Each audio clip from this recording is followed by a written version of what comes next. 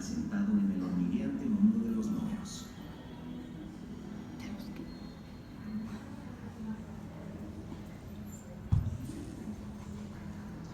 Los antiguos mayas utilizaron un sistema numérico vigesimal y posicional con base en el número 20, en el que el valor de cada cifra estaba determinado por la posición de sus componentes. Para orientarse en este sistema utilizaron dos variantes. El punto de raya era la opción simple. Las unidades se multiplican por el valor que les asigna su posición en distintos niveles. En el primero se encuentran las unidades del 1 al 19. En el segundo se integran las veintenas. En el tercero la escala del valor se eleva a 400, y así sucesivamente. Mediante este método combinatorio, los mayas fueron capaces de indicar cualquier número y realizar elaborados cálculos aritméticos. Perfeccionaron el sistema de notación hasta confeccionar un complejo y matemático. Una de sus innovaciones fue la incorporación del número cero, un concepto abstracto y hasta entonces extraño a muchas culturas, que permitió representar un ciclo completado para acceder al siguiente nivel. Conocían también el concepto de número fraccionario y lo usaron para compensar errores y desviaciones en el sistema calendárico, logrando consignar fechas y eventos astronómicos con gran precisión. Los escultores mayas preferían la variante numérica llamada de cabeza, porque era una opción gráfica ideal para registrar fechas y monumentos. Cada número del 1 al 19 estaba representado por la imagen de una cabeza humana en perfil. Nunca se empleó para operaciones matemáticas porque los símbolos no pueden combinarse para formar un nuevo número.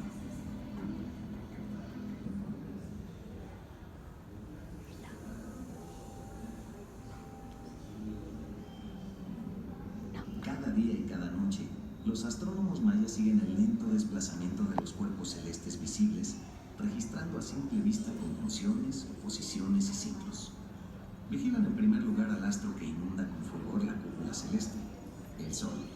Con paciencia infinita siguen el arco de su viaje de la mañana al crepúsculo, tomando nota de cada cambio, de cada evento de su trayectoria aparente a lo largo del año, como su paso por el cenit, que da inicio al calendario solar Hat y anuncia la temporada de lluvias, o asentando las fechas exactas de los equinoccios que engendran la primavera y el otoño, y de los solsticios que hacen irrumpir al verano y al invierno.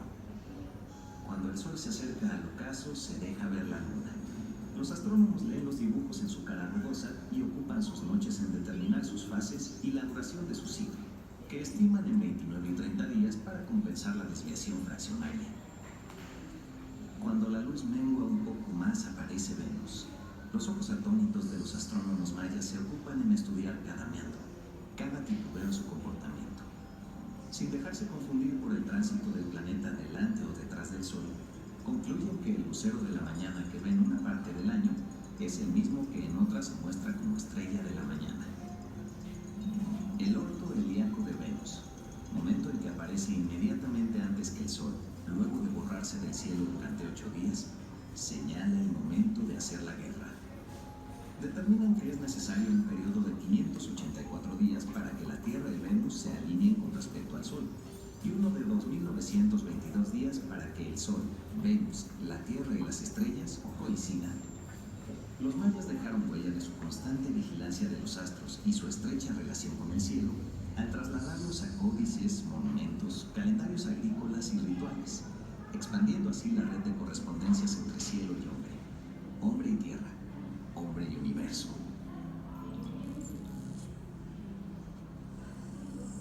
Los mayas diseñaron impresionantes obras hidráulicas, levantaron ciudades en tierras altas y bien drenadas y construyeron aguadas, cisternas y chultunes, declinando el nivel de las calzadas y plazas para canalizar y reservar el agua.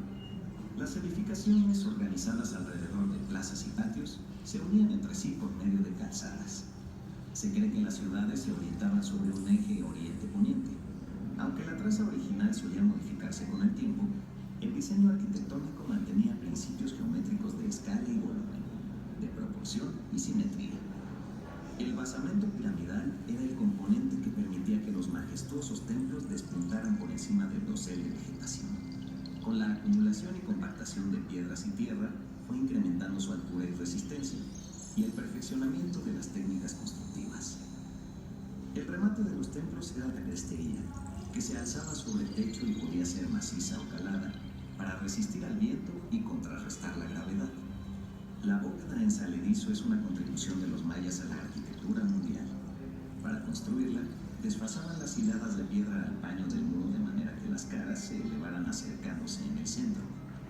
Los arquitectos mayas aprovechaban los recursos tropicales para construir sus edificaciones. Maderas de chico zapote, siricote o jabín eran usadas en la elaboración de dinteles y travesaños para reforzar las bóvedas. También para elaborar andamios, escaleras o rodillos que facilitaran el trabajo constructivo. La argamasa necesaria para unir las piezas se preparaba con sascabo, un material extraído del subsuelo y con cal derivada de la piedra.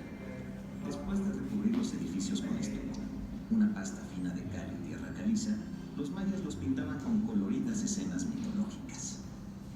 Cuando visitamos los vestigios de las grandes ciudades mayas cubiertas por la selva, entrevemos el esqueleto invisible de principios de ingeniería mecánica, geografía física y geometría descriptiva, bajo la solidez pétrea de los edificios y la decoración estilizada de bajorrelieves.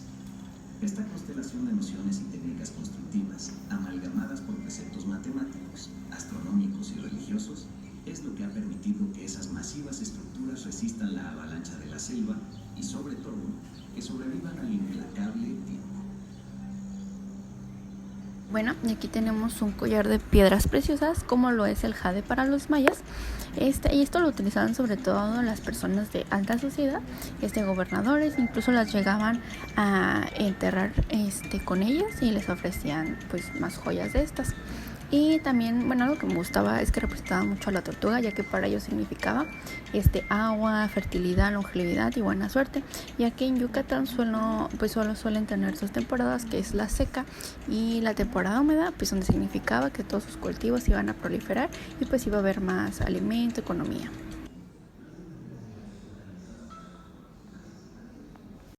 Ávila aprende y recrea en nuevos tonos las voces de siempre, sin desechar las palabras de otros, palabras que ha hecho suyas al verterlas en la cadencia de la treintena de idiomas con que aún se expresan. Impasible ante quienes se apresuraron a publicar la esquela de su muerte al concluir el periodo clásico, o cuando más, al momento de la invasión europea, la civilización maya sigue dando cobijo a cerca de 6 millones de individuos que se definen a través de ella, al tiempo que la redefinen en su cotidianidad. Pueblo de pueblos, civilización de civilizaciones, que pese a sus diferencias tangibles, comparten una serie de características, a veces intangibles, que son evidentes al aproximarse a su devenir histórico, que supo de un largo y azaroso proceso de conquista hispana de su territorio durante casi 200 años. Pero la conquista militar no significó el aniquilamiento cultural. Los mayas lucharon por permanecer, urdiendo resistencias cotidianas alrededor de los fogones, milpas, cuevas, altares y la memoria histórica, organizándose en torno a caudillos, armas y barricadas. No se trataba ni se trata ahora de una mera apuesta por permanecer como individuos o como comunidades, sino de mantener el cosmos, empresa colectiva donde participan todos los seres vivientes, las fuerzas atmosféricas y los propios dioses. Señora del tiempo, la cultura maya ha sido siempre lo suficientemente maleable para hacer suyos incluso los momentos de otros, manipulando cronologías e historias ajenas a fin de hallar en ellas cobijo para su propia intemporalidad. Así, convirtió el paraíso terrenal en un lugar donde abundaban el maíz y los quetzales, y del que hubo que salir por comerse el zapote prohibido, y aprovechó la confusión lingüística generada tras la caída de la Torre de Babel para justificar el nacimiento de las lenguas mayas. Cuando trató de evocar el pasado, adujo épocas de oro, tiempos sin tributo, enfermedad ni violencia. Cuando pensó en el mañana, habló del anticristo, vestido como español. Para construir un futuro distinto, la cultura maya tuvo que recurrir a toda la memoria del pasado, el propio y el impuesto, que al fin y al cabo habían hecho suyo a fuerza de soportarlo, de resignificarlo. Reconstruir una imagen bien puede soportar amalgamas, siempre y cuando se contengan en el molde de la propia etnicidad. Los mecanismos de resistencia desplegados por los pueblos mayas incluyen tanto el tenaz apego a sus lenguas y tradiciones como la lucha armada, que se inicia ya desde la conquista. Se continúa a lo largo de la época colonial y republicana con las llamadas guerras de castas y viene a hacerse dolorosa realidad contemporánea en el desigual combate que enfrentan los mayas marginados política y socioeconómicamente para enfrentar la modernidad. Mayas, 30 siglos de civilización incesante y siempre renovada, de creaciones y recreaciones, cuya belleza y sofisticación atrapan aún hoy a quienes los contemplan, porque, pese a la arqueologización a que pretendió condenarla a una perspectiva chata de la historia, la maya no es una mera cultura de museo, sino un universo vivo, empeñado en una puesta al día cotidiana que no desdeña la carrera en el ciberespacio ni escapa a los embates de la globalización. ¿Alguien podría extrañarse de tal cambio? Conjunción y modernidad de signos en una cultura fascinada desde siempre por la intemporalidad del tiempo y la mutabilidad del cosmos. Un cosmos cultural que al mismo tiempo, no obstante su reiterada actualidad, mantiene vivas expresiones milenarias de sensibilidad, donde reside sin duda mucho de lo que tiene de atractivo y peculiar. Porque conjugando pasado y presente, la civilización maya, señora del tiempo, enfrenta con optimismo los retos actuales para continuar avanzando con el mismo garbo hacia el mañana. Un mañana plural y vigente al que le dan pleno derecho la riqueza de sus creaciones tangibles e intangibles, su plástica capacidad de adaptación y su tenaz resistencia.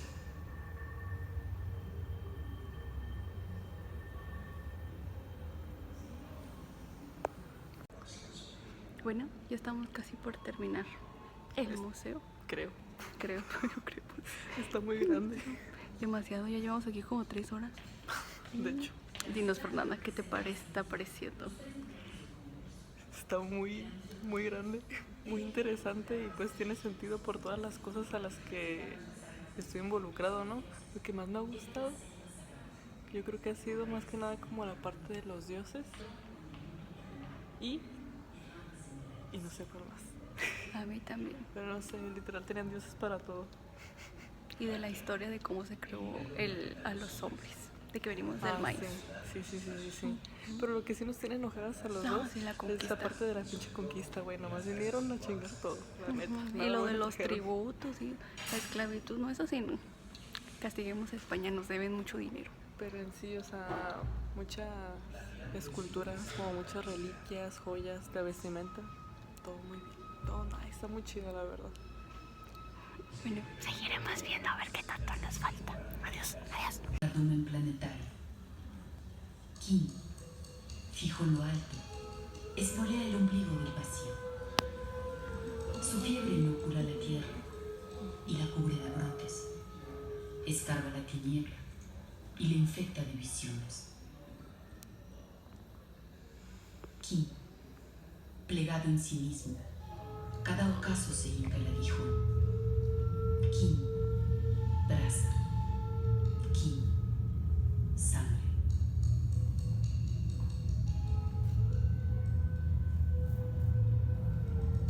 El sol teje los ritmos de la naturaleza y la vida. Calienta la tierra y genera la luz que nutre a las plantas. El ojo siempre abierto de los astrónomos mayas vigiló atentamente los desplazamientos y ciclos del astro más importante de la cosmogonía maya.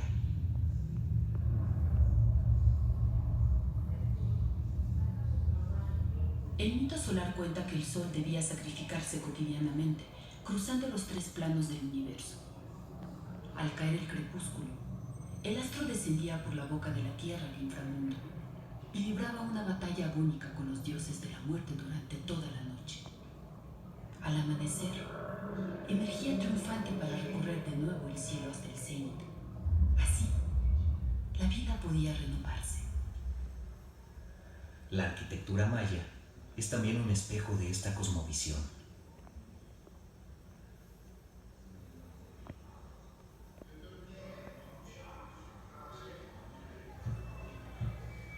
Esta es Uxmal. Se ha propuesto que algunos de sus edificios pueden estar orientados de acuerdo al ciclo de nacimiento, apogeo y caída del sol. Quizás por eso el sol se pone sobre las banquetas decoradas de calaveras del grupo del cementerio por el negro oeste o chiquín, sol comido.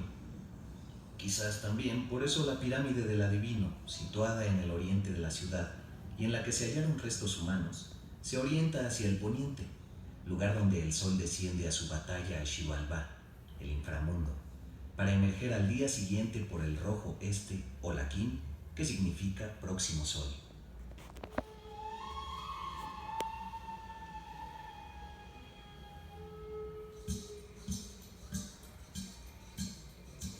La ciudad representa asimismo los tres niveles del universo. En la mitología, el eje que conectaba las tres regiones cósmicas y por el que transitaban las almas de los difuntos y los dioses era la ceiba sagrada, con raíces en el inframundo, tronco en el mundo terrenal y ramas en el alto cielo. La tierra, el nivel donde habitan los hombres, cobra vida en la ciudad en los espacios públicos. La plaza, las explanadas y sobre todo en las casas situadas a las afueras.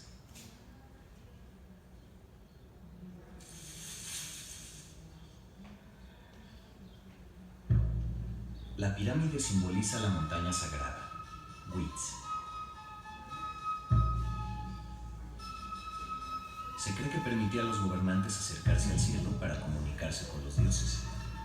Asimismo, la puerta del templo que corona su cúspide representa el umbral por el cual el gobernante ingresaba al inframundo en ceremonias de lucha contra las potencias de la oscuridad. La gran cantidad de restos humanos y ofrendas encontrados en cuevas y cenotes indica que a través de ellos podía accederse al inframundo. Se considera también que la cancha del juego de pelota, asociado en los mitos de la creación con la decapitación y el renacimiento, era un acceso ritual al inframundo. Todos estos distintos conductos vuelven permeables los tres niveles y son la clave de los ciclos de vida, muerte y renacimiento que rigen la concepción del universo y la vida maya. La relojería minuciosa de los astros regulaba todas las pautas del acontecer de la vida maya. Consecuentemente, algunos grupos de edificios fueron diseñados para señalar las más importantes coyunturas astronómicas. Durante el evento astronómico del paso del Sol por el cenit, ningún objeto o edificio en esta latitud proyecta sombra. Esto indicaba el inicio de las lluvias y el comienzo de la temporada agrícola, mientras que durante los equinoccios, la pirámide del castillo, en Chichén Itzá, dibuja un patrón de sombras que alude a una serpiente que desciende desde lo alto. A través de la arquitectura, el pueblo maya percibía en carne propia el vínculo sagrado entre cosmos, ciudad y hombre. Mediante las imágenes, los gobernantes transmitían los mensajes que deseaban inculcar en la población y justificaban así su derecho al poder. A través de ellas, la población concebía su presente, su pasado, su mitología. Estas narraciones pictográficas empezaron a usarse desde épocas tempranas, como lo prueba el friso de Calakmul, pero continuaron usándose hasta fechas más recientes, como en el complejo friso de Balampur, del cual esta es una interpretación. Tierra, salamandra del humo que engulla el sol de la plena tarde. Tres jaguares lo arrastran a los fondos donde todas las lenguas de la oscuridad lo desgastan. Alaridos diurnos, sombras que desollan luz y horas. La sangre del sol fecunda plantas insomnes. Del útero, un sapo ciego. El sol se engendra a sí mismo. La luz engendra al rey y lo mantiene alto en el cielo. En el friso de Balampur, la muerte del rey es vista como una puesta de sol y su resurgimiento a través de la tierra como el renacimiento del sol. Diversos detalles y personajes nos muestran también el ciclo complementario de muerte y fertilidad asociado al inframundo.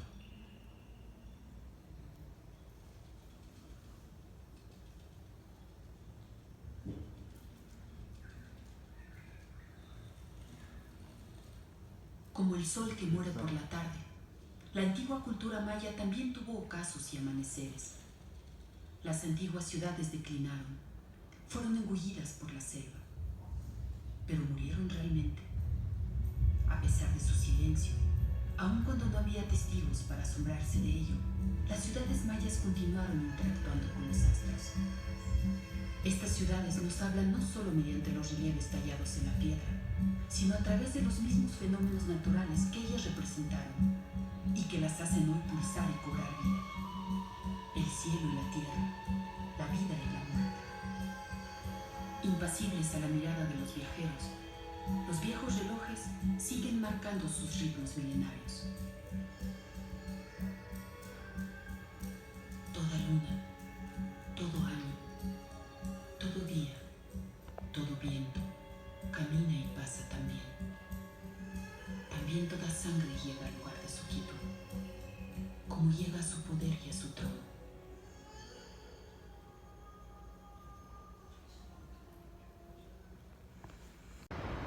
Bueno, ya se acabó lo que se venía vendiendo. Ese es el segundo piso del museo. Acá hay una cafetería. Subes unas escaleritas. Y sí está padre, nomás que tardamos 3 horas y media recorriendo el museo. Porque pues, son muchísimas cosas, pero no lo terminamos.